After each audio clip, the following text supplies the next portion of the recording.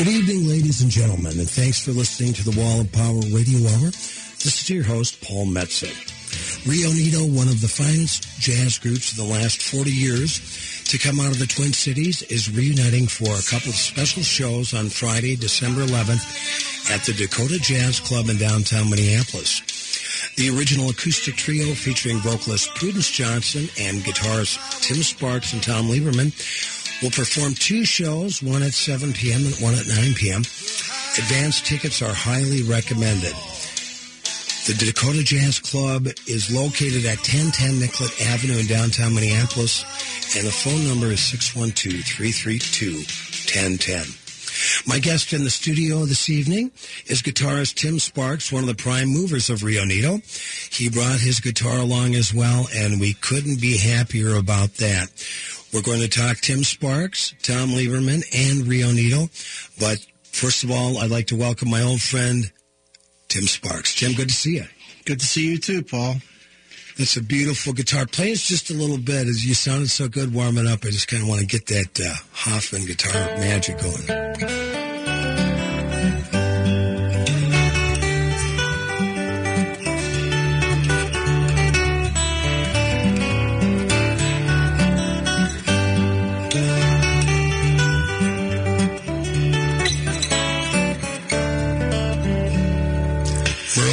Would be proud. Mama tried. When did you start working on that tune? I've been working on this tune about a year. I started playing a semi-regular gig at the Ice House with bass player James Buckley, and I've been working up a new repertoire eventually to be a record, and I'm kind of into country and roots music sounds. Well, you had some of that type of material on your last record, Chasing the Boogie. Yeah, I'm kind of just following through with the momentum from that. Yeah, well, that was it's been almost a year, if not a little more, since we had you in the studio. And when you do gigs, you got to hop on a plane or in a bus and travel for a while to get there. But you were telling me earlier about your shows in Italy this spring. Tell us about that. I played at the Acoustic Guitar Meeting, which is a really great festival in Sarzana, Italy, which is on a little town. Sarzana is right on the coast of Liguria, on the west coast of Italy, kind of on the border of Liguria and Tuscany. And it's a terrific 3-day festival that takes place in a castle. I mean, it's just ridiculous. You know, they give you your voucher for your meal, and you go and you have like unbelievably good seafood pasta. I bet. I was there with Alex DeGrassi. I did a solo set, then I invited Alex up and we did some duo tunes. It was really fun to play with him. I became familiar with Alex DeGrassi, in the early 80s when the Windham Hill record label that I think was one of the main guys was pianist George Winston. But it had Will Ackerman, a guitar player I think is a friend of yours, and Alex DeGrassi. Besides if you looked at the 70s as being John Fahey, Leo Kottke, and Peter Lang, the 80s was really Windham Hill had a lot to do to expand the reach into the consciousness of music lovers of the acoustic guitar. It certainly did, and Alex is a really terrific guy, and we had a great time getting together and playing and hanging out and drinking lots of wine, too. Well, I remember when I met, you were one of the first guys I met in 1978 when I moved to Minneapolis, and man, I was like a kid in a candy store with the guitar players that you could learn from and hang out with, yourself and Dakota Dave Hull and Tim Hennessy and the Hauser Brothers. And I remember meeting Duck Baker through you when Duck came to town. I took a couple of lessons with him. How's Duck doing now? Duck's living in the UK, outside of London. Currently, I saw on a recent Facebook post he's in Italy recording a new CD. Oh, nice. And, those are great days. All the music was kind of concentrated in the West Bank. Yeah, it sure was. There was like 5 or 6 music venues within like 100 meters of each other. And 4 bars stone's throw from each other. Well, they used to call the New Riverside Cafe the biomagnetic center of the universe. And in a way, musically, it was. Yeah, I remember playing at the Riv, and It's a lot to do with Rio Nito's original, genesis coming out of that scene. Yeah, well, let's talk about Rio Nito, Prudence Johnson, Tim Sparks, and Tom Lieberman. And I remember seeing you guys at the New Riverside. I've been following you guys now for, it'll be going on almost 40 years when I come down to see you on Friday, December 11th at the Dakota Jazz Club. But tell us, how did Rio Nito actually form and start working on that great Vocalese material? Well, we were introduced by different people. I think there was a guy, Blueberry Bill. Sure. Had a radio show. Blueberry Bill Hood. That featured the people from the Minneapolis, St. Paul music scene. On KDWB. Yeah. Sunday night. You'd go over to his house, and he'd set up a little studio and tape live music interview, just like we're doing. And, right. So he introduced me to Tom Lieberman, and I believe it was Willie Murphy that introduced me and Tom to Prudence. Okay. What year was that, Tim? Well, it must have been 77, 76, something like that, because right. I think we recorded I Like to Riff in 78. So sometime around that time, and we started playing. We played a lot of benefits on the West Bank and played at the Riv and so forth. Well, if you played on the West Bank, you played a lot of benefits. We eventually got hooked up with this agent who booked us into the Holiday Inn in the old Cap Towers, which is a really cool venue that was at the top of this high-rise downtown on Nicollet Mall, and it looked like something Buckminster Fuller would have designed. The roof was a geodesic dome, and there was a fireplace in the middle, and very cool. And we played there, and we had a long stand there, like 5 or 6 nights a week for several months. And I remember all these different bands that would come and hang out with us, that would come through town, and they'd sit in and play, like Tower of Power and Southside Johnny, and Johnny Mathis would come down and listen to us. Oh, cool. He apparently really liked the band, and that was a pretty heady experience. Well, you guys could work kind of both sides of the street, because it was, you were, kind of came of age musically with each other on the West Bank, but you were a band that could go out and play to suits. You could play a little more, I don't want to say sophisticated rooms. You were playing sophisticated music, but you certainly crossed over into an audience that had some disposable income and would like to enjoy a night of music, drinks, and and also we were really into reviving these cool old tunes from this repertoire from early jazz from the 20s, 30s, and 40s, and so there's a kind of multi-generational aspect to it too. Yeah, absolutely.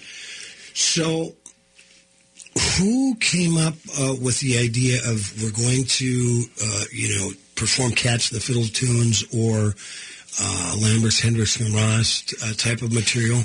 Well, Willie Murphy, he was a mentor to many, many musicians. Mm-hmm. Still is. Yeah, and he, suggested things he thought would be cool for us to do. And he actually played bass on I Like to Riff on a number of the tracks, upright bass.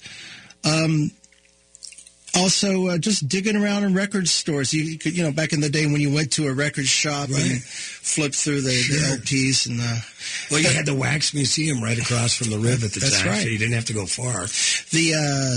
That was an era where there was quite a lot of reissues underway. Right. There was the Stash record label and RCA and Bluebird. There were all these different series that were reissuing compilations of all those 78s, and so it was a pretty good time to have available all that kind of music. Right. Do you remember the first tune you learned in that 30s and 40s Vocalese style, and you said, "Man, we're onto something here"?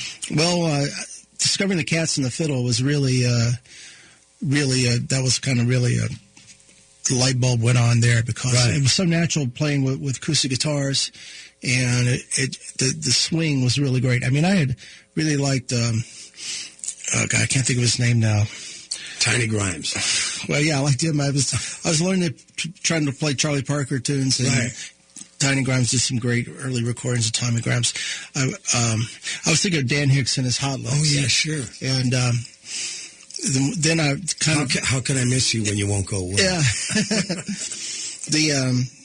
Just finding these original kind of renditions of these artists it was like suddenly stumbling across diamonds or gold on a desert island. So like, wow, what is this? Yeah. Well, I remember.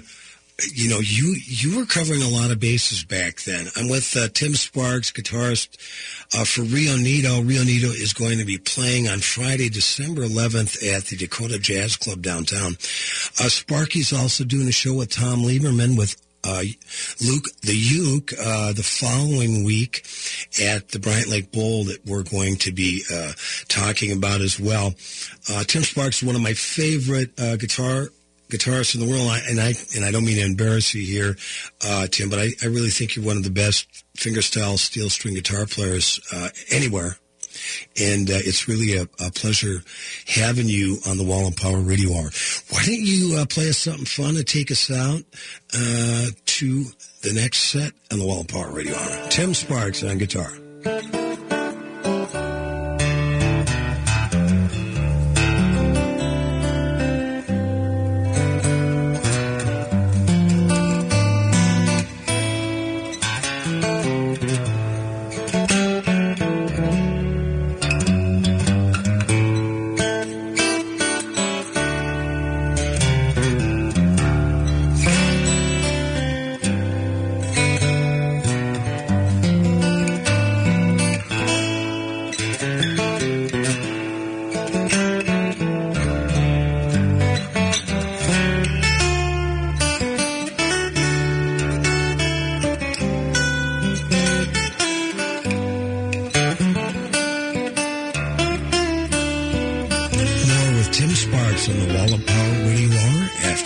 Messages.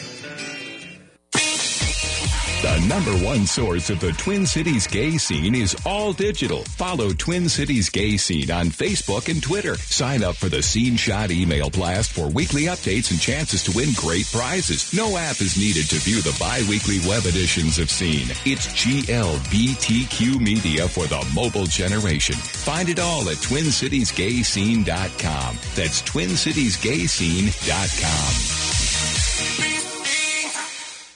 This is Chad, owner of AM 950, here to tell you about Snap Construction. They're experts in roofing, siding, window, and insurance restoration. They have energy-efficient products available for both residential and commercial properties. This spring, when we needed a company to take a look at a problem with our roof, I called the company I knew I could trust, Snap Construction. I've known Ryan, the owner at Snap Construction, for years, so I knew I could trust him. Don't just take my word for it. Check out their reviews online. They are arguably the most well-reviewed exterior contractor online in the metro area. Over the years, Ryan has always said the same thing to me about his work. If we build it, shouldn't we be held accountable for the work indefinitely? He backed that statement up years ago when Snap Construction was a pioneer in offering a lifetime craftsmanship guarantee on all their work.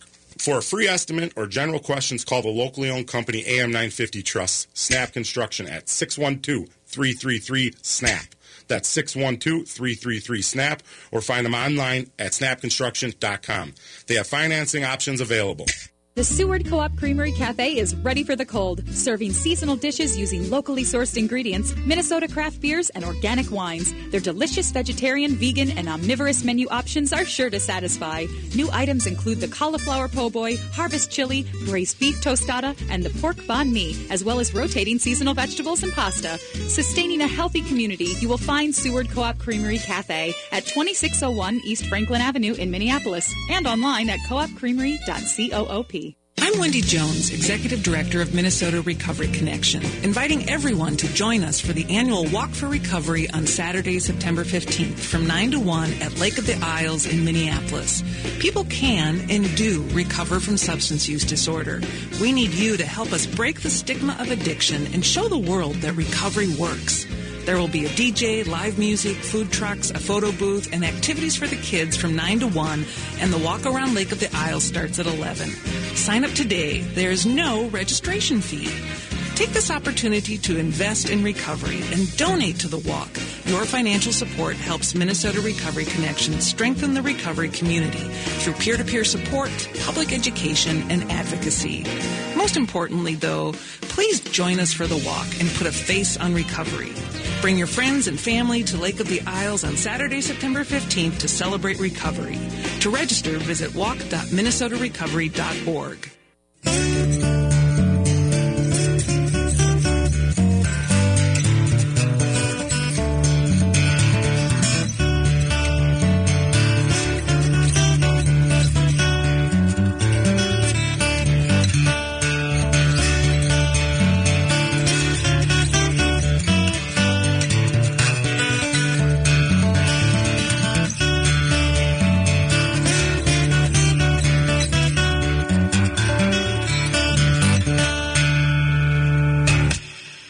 That was Tim Sparks on the Wall of Power Radio Hour. This is your host, Paul Metsa.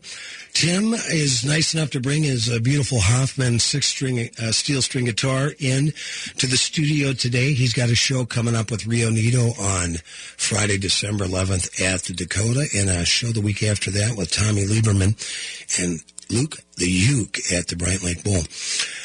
We were talking a little bit on the break, Tim, about a friend of both of ours that passed away a couple of months ago named Billy Hallquist, and how all of us actually kind of did some of our first radio appearances in the Twin Cities on the Blueberry Bill Show on KDWB on Sunday nights. But tell us a little bit about the ensemble you had with Billy Hallquist.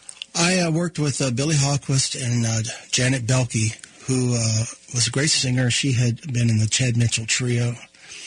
And we played in a lot of venues in this time period, which had been like mid-'70s.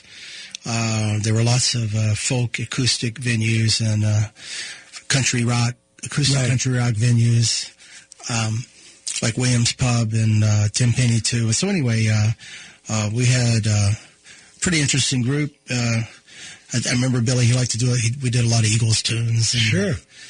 J.D. Souther tunes. Yeah. And then Billy wrote really great tunes also. Mm-hmm. So he had a lot of originals, and he had put out his own album at that time. And that went on for a few years. And it was kind of a prototype for the Rio Nito formula, because it's a very similar formula to acoustic guitars singing and then one vocalist. And so that's kind of maybe set a pattern that I found in Tom and Prudence, a different kind of mindset that was a little more adventurous in playing this retro jazz music I was so enamored of. Back then there was this great band, the Wolverines Classic Jazz Orchestra. With Ted Unseth. That's right.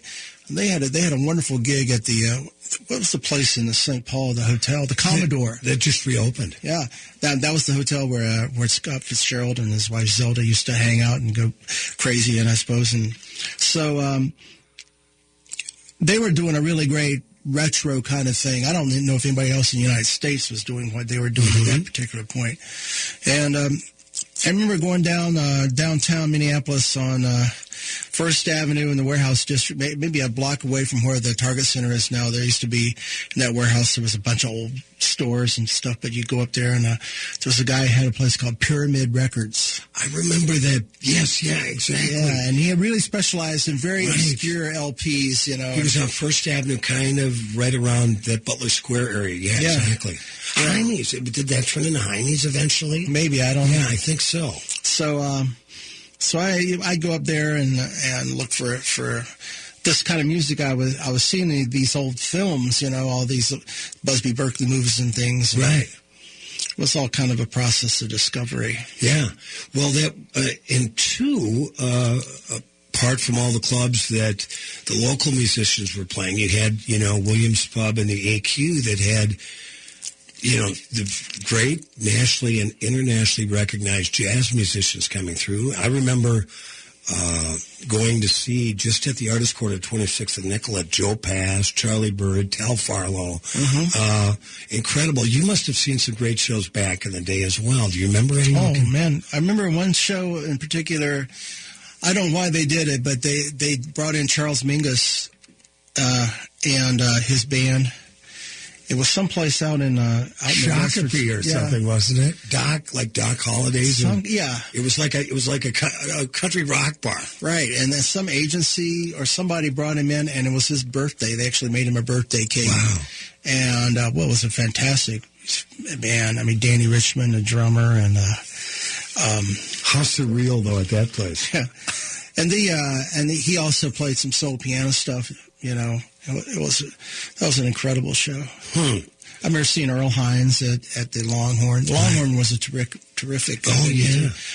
Not just for it became known as a progressive rock place, but it got started doing jazz. I remember seeing Dexter Gordon there at the Longhorn and Pat Metheny in like 1978 or 79 when he had that great quartet that he really broke out with. Yeah.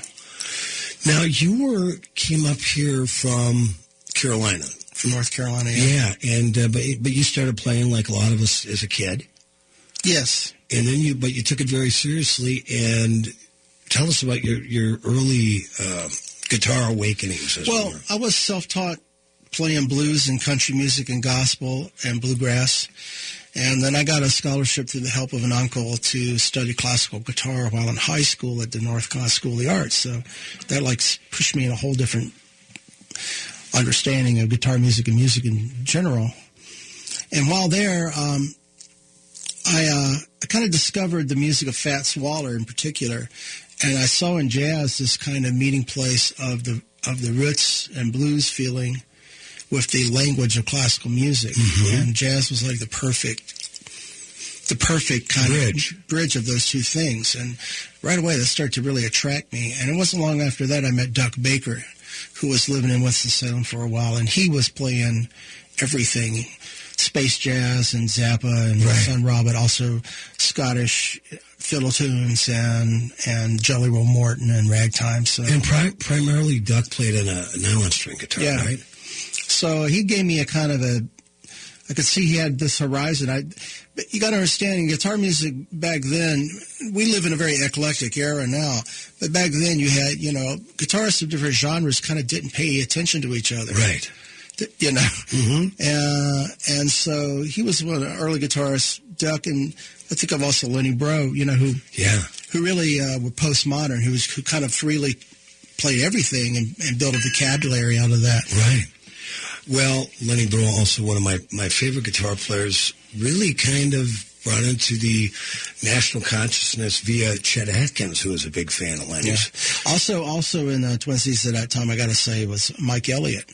Right. Let's not forget Mike. He was an amazing guitar player that everybody at my age, would go and see and be completely... With Natural Life upstairs at the Longhorn. Yeah.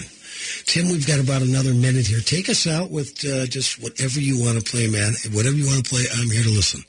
Tim Sparks on the Wall of Power Radio Hour.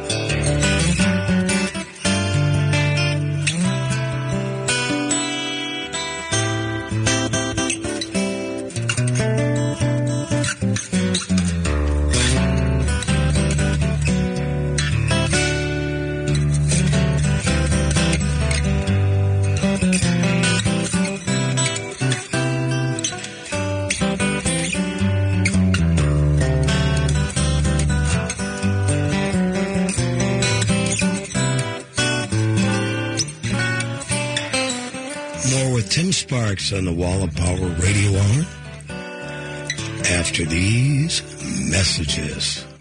Hi, it's Tom Hartman. Continental Diamond is special for a lot of reasons. The owners are Jimmy and Helene Pessis, a husband and wife team who had a dream to open their own store more than 30 years ago. They've built a business that is the gold standard. The readers of Minnesota Bride magazine have named Continental Diamond the best jeweler for the last 7 years. Why? Amazing, friendly, no-pressure customer service, a selection of fine diamonds and design jewelry unlike anywhere else, and the fresh-baked chocolate chip cookies are pretty great, too. Continental Diamond in St. Louis Park and at continentaldiamond.com. It's grilling season, and Vinaigrette has some sizzling recipes to inspire you. How about summertime grilled fajitas? Just create a marinade with our golden balsamic or champagne vinegar, and chili, garlic, or jalapeno olive oil, and marinade beef or chicken. Add red onions, red, green, and yellow peppers, and throw them on the grill. Or try grilled steak brushed with our truffle or garlic olive oil. Visit us at 50th and Xerxes in South Minneapolis and 287 Water Street in downtown Excelsior, or online at vinaigrettemn.com.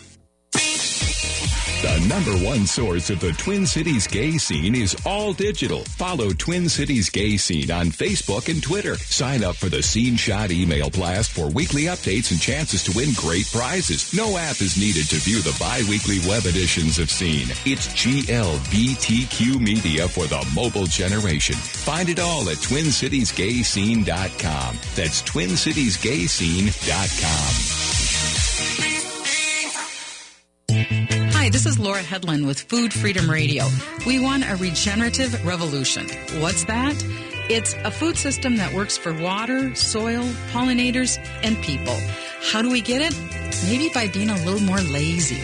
So this summer, we're looking for lazy good food recipes. We're talking about how do we create a sane, kind food system. Food Freedom Radio, Saturdays at 8 a.m. or anytime on podcast. AM 950, the progressive voice of Minnesota. Hundreds of thousands of veterans have taken off their uniforms and put them away, carefully packed and safely stowed. But for some veterans, the uniform isn't so easily removed. The emotions experienced while serving continue to weigh on them. Life after service is different. Many veterans find transitioning difficult, and daily life is no longer as enjoyable as it once was. Some feel overwhelmed and lost. But that uncertainty doesn't take away from their strength and courage, nor does it take away from the sense of duty veterans carry with them.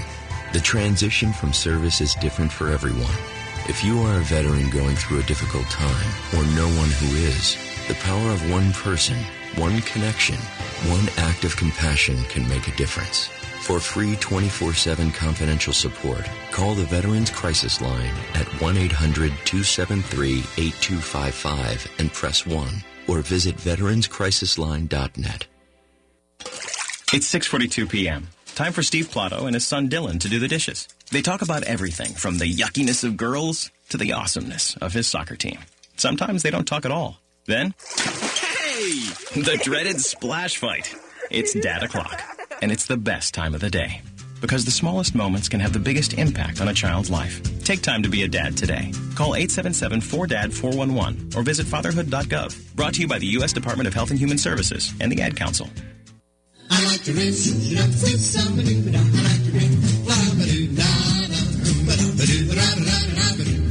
Rip anything for me. I like to rip. Supposed to be Simon in the groove. I like to rip. Holy Simon Killer. Rip anything for me. Now, if you want to be a sender, like your friends on the wheels of band, grab a major scale and run a thing. Step, I like to rip. Cause it makes you feel so fine. I like to rip. It takes troubles off your mind. Hi, you're back with the Wall of Power Radio Hour. This is your host, Paul Metsa. My guest in studio for the whole show tonight is Mr. Tim Sparks, guitarist extraordinaire. We just listened to a cut called I Like to Riff from the record I Like to Riff by Tim's band Rio Nito, who will be doing a reunion gig on Friday, December 11th, and just a little bit here at the Dakota Jazz Club. Tim, tell us a little bit about how the record I Like to Riff came about.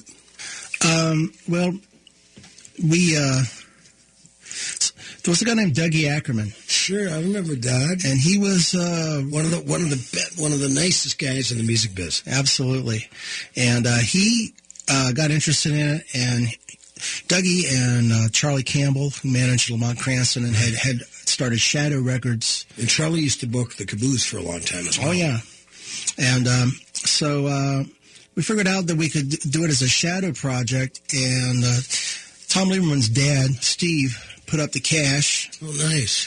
And thanks, Dad. I think it was about $6,000, you know. And a lot of money back in 78. Oh, yeah. And we went up and did it at Dave Ray's Sweet Jane Studios in Cushing, which is way back in the middle of nowhere. Yeah. I'd gone up there and done some other projects with Willie Murphy, and it was a really cool studio. Right. We got up there and got half the record done in like a weekend. And then it wasn't quite finished. So to finish the record, we took it to a studio in St. Paul, in Lower Town. Now my mind's failing me. You'll have to Google that. Okay. Mike McKern and I can't think of the other engineer, but they did a lot of like what you would call now heavy metal. Well, Mike McKern ended up with Blackberry Way, I believe. Was that one of the? Might have been in the forerunner of that studio. Yeah, because he did a lot of the punk rock and roll stuff in the late 70s, early 80s here in town. So we finished it down there, and I don't know how it really all came together, but and a lot of this I didn't have to do with, but talking about the CD, which we are re-releasing and will be out on December 4th. So it's quite, people will be able to get a copy, a compact disc of the record at the show at the Dakota. Cool. In addition to the vocals and the arrangements of the song, we featured, I think, most of some of the preeminent jazz players of the day in the Twin Cities who all went on to have pretty big careers. Butch Thompson, Peter Ostrusko, Jim Price. So, was Maslow playing bass then? Dave Maslow? No, Gary Rayner played bass. Oh, went on to work with Garrison Keillor for years. And before that, he toured with Sammy Davis Jr. All over the world. So I mean, if you listen to the record, the instrumentation that's kind of always on the periphery is just really beautiful. Right. And I think maybe Tom Lieberman had a lot to do with kind of corralling those different people and getting them to contribute. And Eddie Berger. Sure. Eddie Berger on clarinet and alto saxophone. The best. Herm Gabways playing percussion. I mean, it was a unique kind of snapshot of the scene. And the time. Exactly. Now, did you, when you were, back then, people don't believe it now, man. You run into a kid here at the Minneapolis Media Institute or at McNally Smith or at IPR, and you go, back then we would take the LP to figure out the parts and then do the charts, right? So that didn't take a small amount of time. Tell us about learning those parts and how you actually put that down so your bandmates can learn and sing it with you. Well, the story of the drill is like picking up that tone arm from your LP multiple times, or turning it down to 70 to 45 speed, or slowing it down. You could turn it down to 16, right? And then it'd be in slow motion, and there are all these different stratagems. This is even before people like Jamie Aebersold were transcribing solos. And had their music books, I mean, we live in a totally different world where so much information is available. Well, and I think about Ted Unseth, and Joe Dimko did a lot of the transcribing. Yeah, the Fletcher Henderson big band stuff. Yeah, these are things for which no charts existed, and they completely painstakingly, like medieval scribes, resurrected all this stuff. Right, exactly. Medieval scribes, great way of putting it. Well, I remember, Tim, when I was started to take lessons from you in the late 70s and early 80s, you would do these piano rags by, guys like Fats Waller and the like, Willie the Lion Smith, and you would go through, now not only transcribing the notes on the piano, but then you rearrange them for the guitar. That takes a certain amount of genius. Well, it's a painstaking process. Often you figure out the song first, and then once you have it figured out, you realize, well, it would really sound better in another key. Right. So then you have to transpose it all. Could you play an example of something like that where you started in this key and then go, oh man, this just ain't working? Well, I'll play this piece from the Nutcracker Suite, which is kind of taking a piano. I worked with a piano score that would typically a piano would play the pieces so the ballet could be rehearsed. Right. So then I listened to the orchestral score, and between those two things, kind of tried to boil it down. You try to find the real bones of the piece. Right.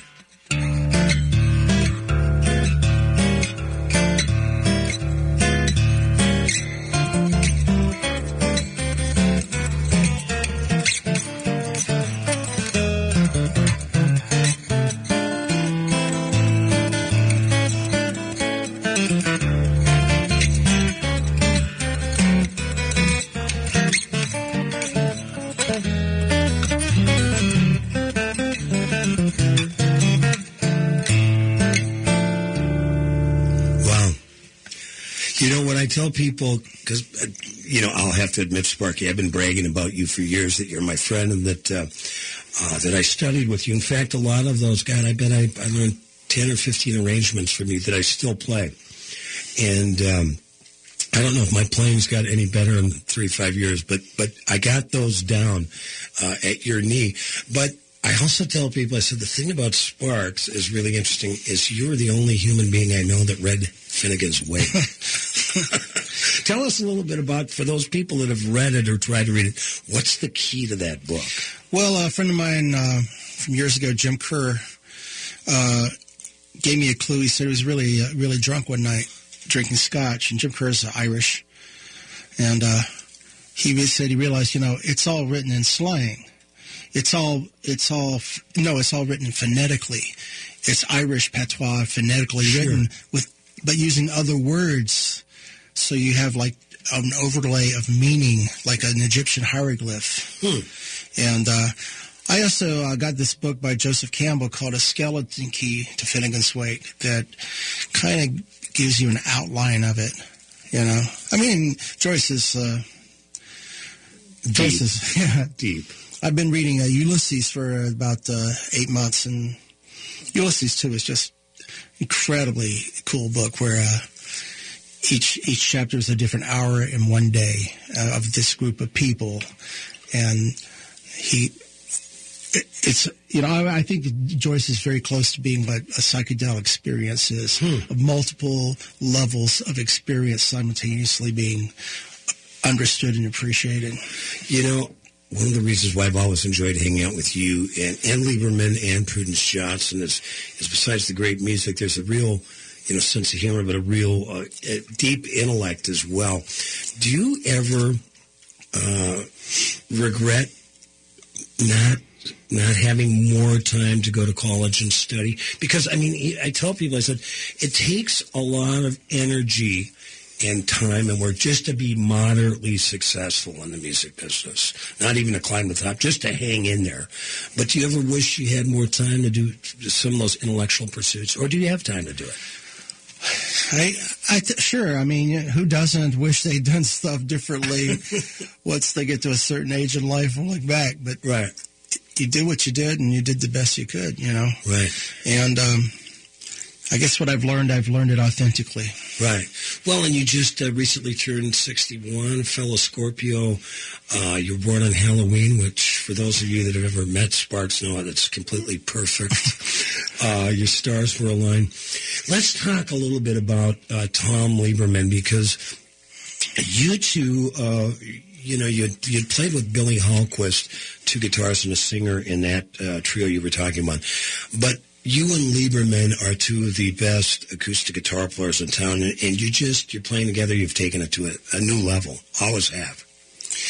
Yeah, I really admire Tom's playing, and I think in many ways he's a better guitar player than I am as an all-around player. And in revisiting this material to like relearn it, and listening to these tracks for the first time in decades, I have a whole different appreciation of what a musical player he is. Well, and when I met Tom, when I moved to town, the reason I moved to Ridgewood Avenue is because the only guy I knew was Tom Lieberman, and he lived up the street. But he was getting into all that 30s and 40s music back then, so by the time you guys hooked up and laid the groundwork for the 30s and 40s vocalese jazz that Rio Nito became well known for and still are, he had already had a background in that sort of music, as did you, so it must have been, you guys were kind of way ahead of it to start with. Yeah, well, Tom not only was playing blues, he was also, from his family, which were Jewish immigrants, he had this whole understanding of vaudeville. Right. And two of the best tracks on the I Like to Riff record are things they're old, who's the guy, Al Jolson. Right. Tunes, Hannah and Savannah and Shanghai Love. Well, and I think Lebo's grandmother used to sing with the Ted Weems Orchestra. That's right. So he had this very definite connection to that music. Right. Well, tell us a little bit about, we've got about a minute left here, about Prudence Johnson and what you learned working with Prudence and how she really was the shining light of the band in a way. Well, she was, and her ability, her vocal ability is is really obvious and well known. Right. Prudence is also a very righteous person, and she always had a strong sense of the ethical direction that any situation should take. Right. And I always appreciated that. And, what can you say about her? She's just like a force of nature. She's a force of nature, and she has one of the greatest jazz voices, I think, in America.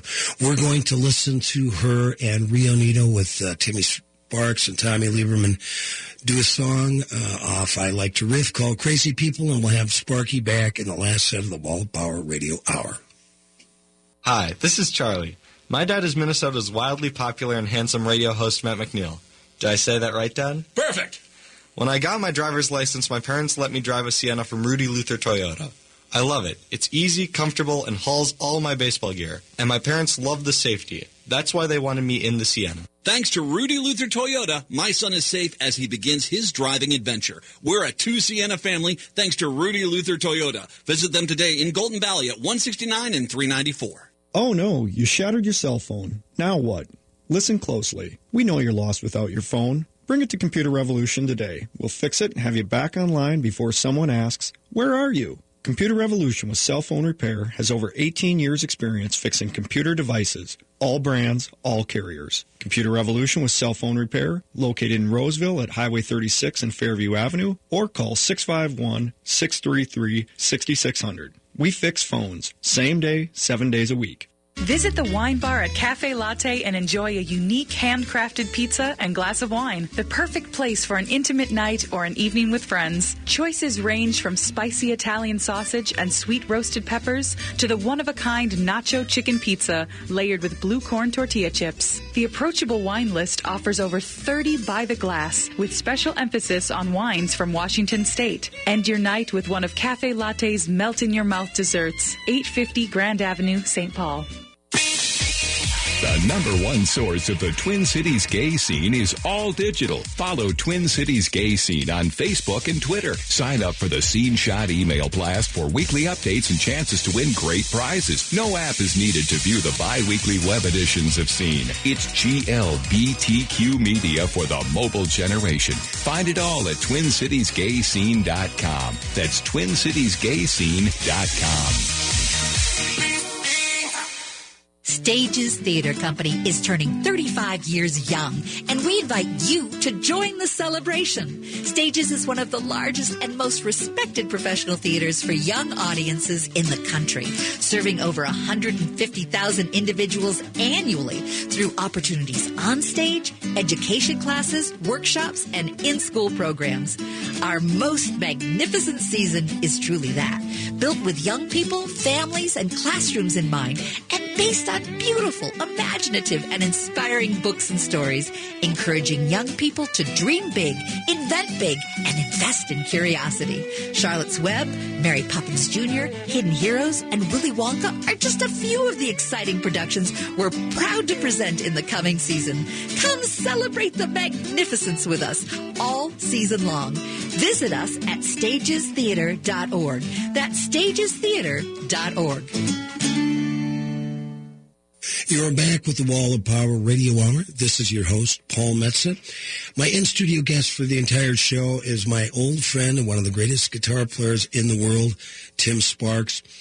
Tim has a reunion of his band with Tom Lieberman and Prudence Johnson of the great group from the mid to late 70s, Rio Nito, that will be on Friday, December 11th at the Dakota Jazz Club downtown. And they're also re-releasing for the first time on compact disc their first record, I Like to Riff. Tell us a little bit about everybody that worked on that record, because I remember it was visually it was a gorgeous thing. The picture of you three in the back of the car was great.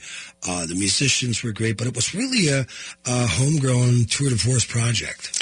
Yeah, the design was done by John Hansen, who was famous for doing the record covers for Shadow, but also, if anybody remembers those wonderful calendars and posters for the Caboose. He did the Caboose calendars for years. And lots of stuff for Cats and the Stars. He actually designed several projects for me. And but you had tell us to everybody else on that. 'Cause David Stensel did some of the artwork. Really? Yeah. The fiddle player? Yeah. Wow. And I see him down at the public library every now and then. I love that guy. Des Whitstrand and Matt Spector, who was a Riverside Cafe cooperative member. Right. They did the photography, and we met one afternoon down at the 400 bar and kind of laid all the elements out on the pool table and kind of agreed on a basic concept, and then John Hansen put it together. Boy, that's total. That is total West Bank. I love it. And you back then too, besides the great music you guys were singing and bringing those songs back to life, but you had a great kind of visual flair and angle as well. Yeah, we were kind of into the retro clothes look, right, to go with the kind of music. And are you and Lebo going to be able to fit into any of those old suits? I'm working on that, yeah. I'm on a crash diet. Yeah, I couldn't either from back then. So we've got two shows at the Dakota, one at 7, one at 9 p.m. I highly recommend the folks listening to get advanced tickets at the Dakota. The number to call is 612-332-1010. And, of course, the Dakota Jazz Club is at 1010 Nicollet Avenue South. So you're going to play most of the record, I imagine, and what other stuff? Well, we'll do a few things that represent things that we as individuals have been pursuing in this our trajectory in the intervening 30 years. Right. And Tommy will do some of his original music, and I'm going to do a couple instrumentals, and one of them, Tom, will accompany me, and then Prudence will also do some of her new repertoire. Cool. And she did a record called A Girl Named Vincent, which is taking the poetry of Edna St. Vincent Millay, I think. Really? And then having different Twin Cities composers set it to music. It's a really beautiful record. Prudence's record, where she does all the Hoagie Carmichael tunes, is one of my favorite records of the last 15 years. She's just amazing. Now, so then, but a week after that, did you say December 18th? You're at the Bryant Link Bowl with the Lieberman and I think it's December 19th. It's a Saturday at noon, and we're going to do once again a show I did last December, and I'm going to play the selections from the Nutcracker Suite, but they're adapted to this 12-minute Soviet-era cartoon from about 1947 about Christmas. And it's a beautiful fit, the two different elements together. And so I kind of took the Nutcracker and crafted into a kind of a soundtrack for the cartoon. Well, tell us a little bit about Luke the Uke. I've been hearing about it for years, but I haven't seen Lieberman put on this show. So give us, the folks, a little background. What's actually happening with this crazy puppet? Well, Luke the Uke is an aged mahogany ukulele, and he has different guests for every show and interviews them, and is also the impresario of the event, which includes music performances, puppetry, and also beautiful film montages that are put together by Mr. Gosh and his assistant. That's one of the best parts of the show. The archives of stuff they dig up from also mostly historical retro elements of film from the turn of the century, from the beginning of the 20th century to the 60s mostly. Well, I've had the pleasure of knowing Tom Lieberman since 1976.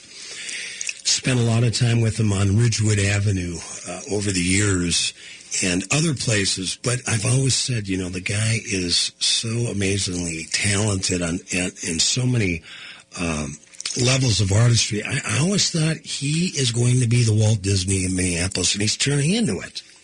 Well, yeah, he's done a lot of interesting projects. I mean, producing the Sweet Lamb movie, and working all these years with the different children's puppet projects like the Muppets. And he worked with Garrison Keillor on his show for 10 years. That's right. So he's a really extraordinary in all the different ways in which he has expressed himself creatively. Yeah, and an amazing guitarist, and we had him on last year when his record came out, Common Denominator. Tim, this has really been a wonderful look back at kind of our times together, the times we spent on the West Bank, and my time watching not only Rio Nito, but you as individuals progress artistically over the years, and in terms of... Hey, we forgot about Mama D's. Was that the name of it? Which one? Over in Dinkytown. You guys used to play there, too. Yeah, Bootlegger Sam's. Bootlegger Sam's, yeah. Doug Maynard used to play there. Yeah. Rio Nito used to play there. Oh, yeah. I used to be so afraid to go get our check at the end of the night, and then the guy would always say, "Yeah, well, you want a week next month?" You know? It's still like that, unfortunately. Hey, Tim, tell us about where people can track down Tim Sparks' music. Well, it's a lot of it's available from a guy in Czechoslovakia who puts it all up for free. But you can get it from iTunes. Buy it, please, folks. Please buy it. Yeah, you can. Records are Electric Fetus locally, or and you have links at timsparks.com. Yes.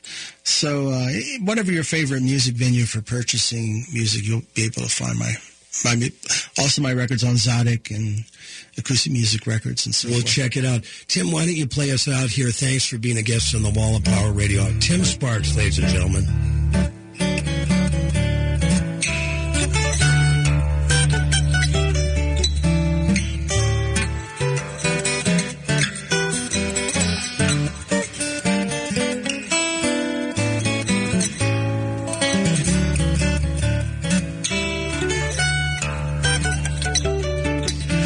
For listening to the Wall of Power Radio Hour.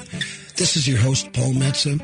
Our guest in studio all day we'd like to thank. He's playing right now, the great acoustic guitarist, Tim Sparks. The show was produced by myself, engineered by Brad Knaber, and recorded at the Minneapolis Media Institute. Follow us online at wallofpowerradio.com. Our webmaster is Brent Sari from Range Computing in Virginia, Minnesota. Like us on Facebook at Wall of Power Radio Hour. We hope you are enjoying the Thanksgiving weekend. And like my daddy used to tell me, remember to be kind and make someone happy.